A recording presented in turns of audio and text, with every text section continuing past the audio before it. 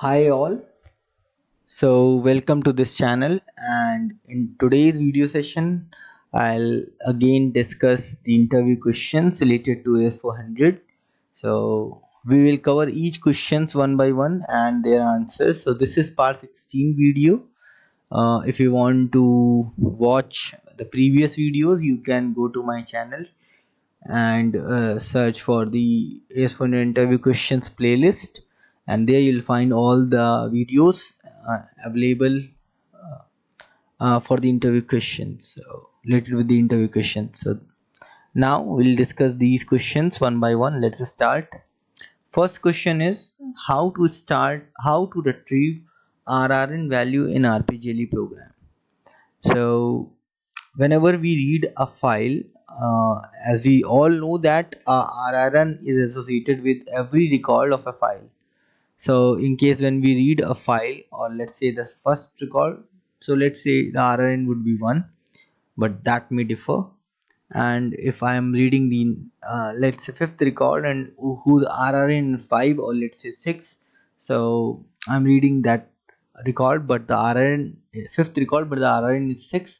So I want to know the RRN value at that present record which we are reading, when we are reading that file. So basically there is an data structure named file information data structure, INFDS, which we can associate with a file in fspecs in RPG program, and we can declare the file information data structure in the dspecs, uh, and then we can get the RN value of the program to the subfields. Now the second question is difference between chain and reade. So chain and reade are two operation codes in RPG programming, and chain is something which retrieves one record, or reade will retrieve more than one record, one or more than one record. So basically chain finds the exact matching of the record, and redefines all the equal records. So whenever we use read e, it means we are going to get some equal records, but when we are using chain, we want to get the exact record. So that's the main difference between chain and read e.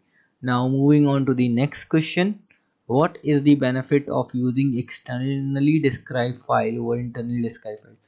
The first benefit is, if I would say, that the extended sky files are easy to manage because they are created separately from the program, and another thing is they can be used anywhere in the system, or in any of the programs of the system, because they are separate.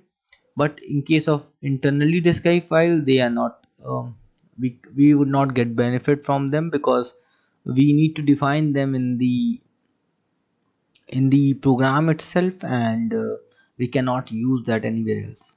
So, and that's hard to code and manage, so that's why we have an benefit of externally described files over the internally described files. Now what is the function of create duplicate command?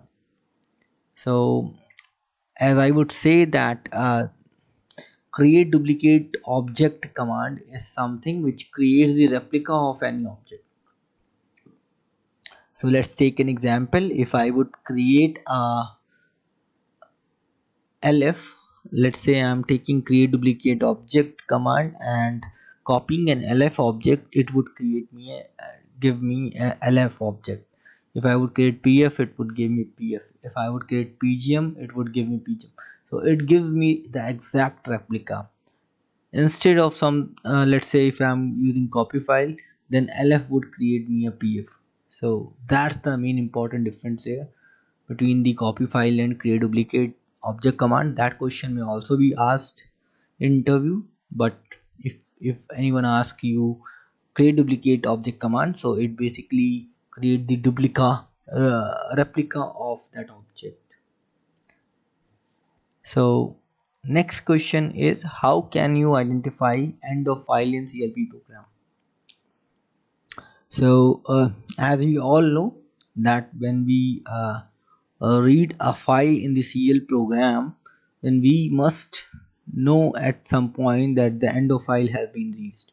So for that purpose, we basically, for reading a file, we use receive file command, but we must have to know that when to exit from the program because end of file has been reached. So we have a concept of non-message IDs in the CL programming. So there is a non-message ID for that end of file condition, that is CPF0864. So we can use mon message ID is CPF0864 to check whether the end of file has been reached in the program in while reading the file.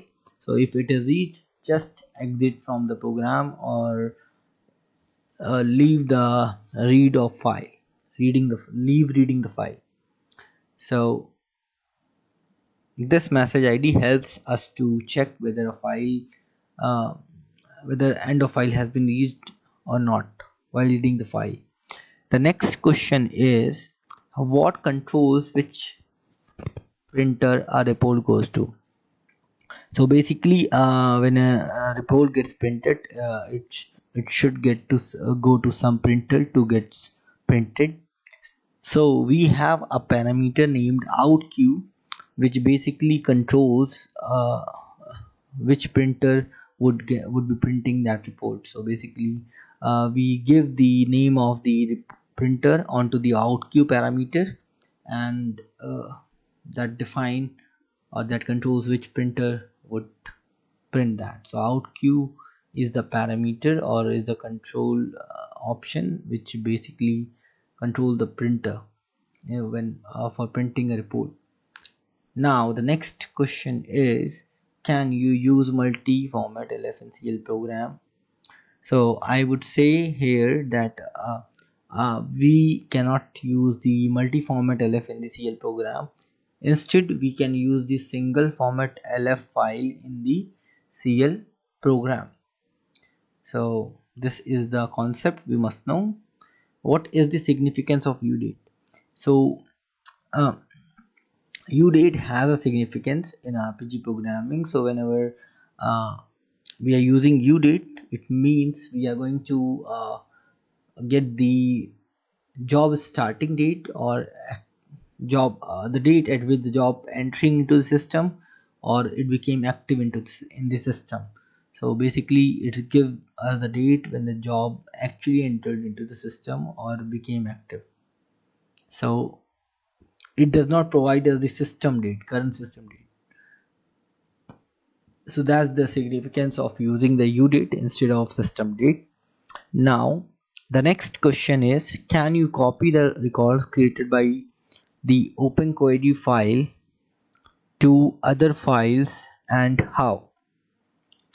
So yes, we can copy the records created by the OpenQuery file to the other files, that is, let's say PF. So we can copy the file records created by the OpenQuery file to the PF.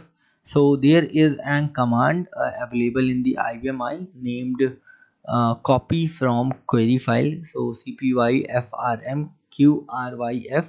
So this command basically copies the records which are created by the OpenQuery file command, and it copies those files records to the PF.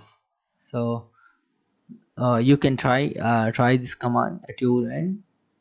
Now the next question is, how can we override a file during runtime in RPG without using override dbf or calling a CL program?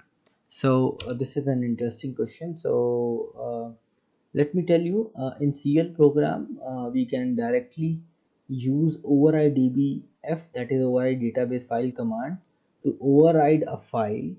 But in RPG program too, we can use the override dbf command to override any file. But here we have been asked to not use the override database file command. Instead of that, use some alternative to override a file during runtime in RPG. So yes, we have a keyword named ext file, which is being used to override a file at the runtime. So we can use ext file keyword in the fspecs. We can associate with this keyword with the file being defined on the fspecs, and we can override a file at the runtime. So this is the alternative of the override database file command on the RPG programming. So that's all our questions being covered here, and I think it would help you all. So thank you and have a nice time.